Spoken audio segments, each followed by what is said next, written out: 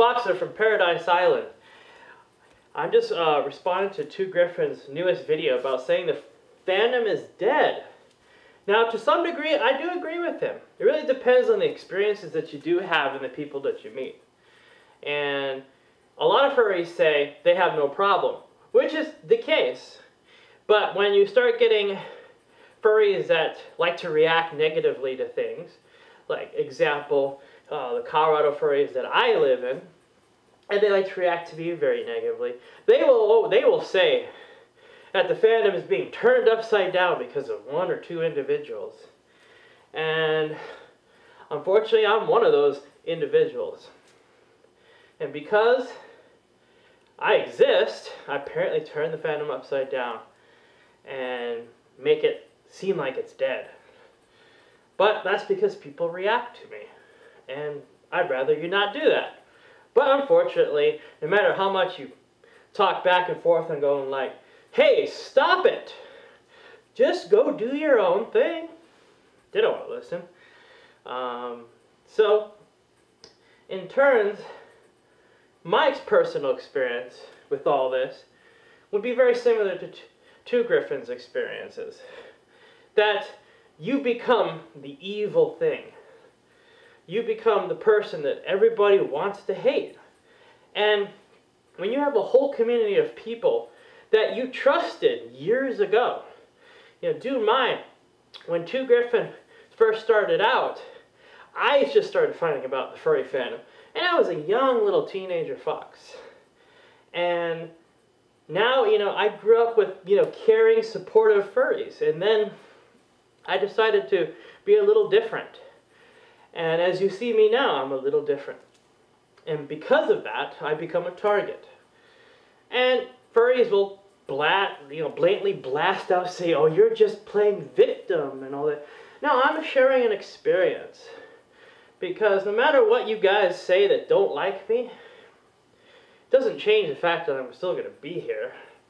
The reality that I exist right now and talking in front of this camera doesn't change the perception I'm going to be there the next day.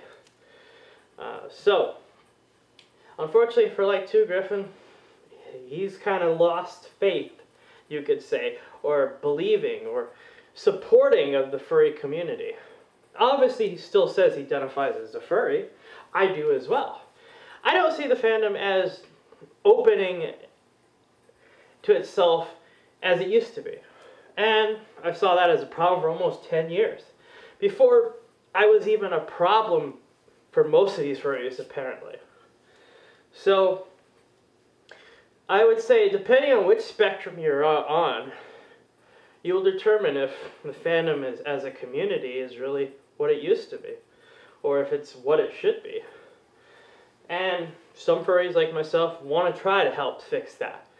And 2 Griffin did the best as he could by being a comedian and bringing joy to some furries, and other furries he couldn't please. Oh well, not everybody's happy, but he made a group of furries, including myself, really happy to be a furry and wanting to engage in the community and go to the conventions. And finally, when I had the opportunity to engage and be part of the community and go to the conventions that 2 Griffin was going to, he was gone. And there's the story. But at the end of the day, no matter how much I personally reach out to 2 Griffin or his friends or the community, I feel that possibly a part of him will never return fully to the community. And that's unfortunate, but the hope is not lost. Because if one person goes, doesn't mean another will not come in its place. And I always will try to be that person that comes back and try to show this community that you got to be open to everything possible. You can't just shut down things you don't like.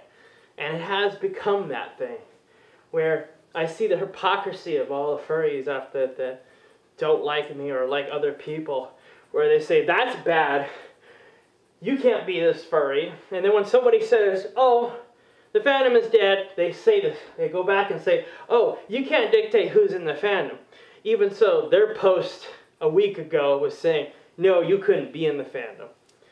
So it's like, wait a minute, what are you guys doing?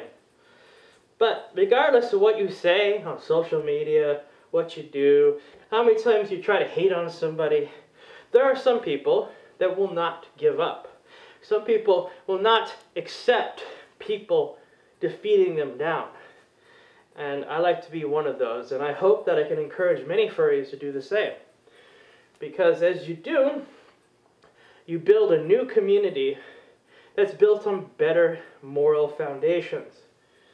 And that foundation, I hope, revolves around you being yourself. That is the #1 key.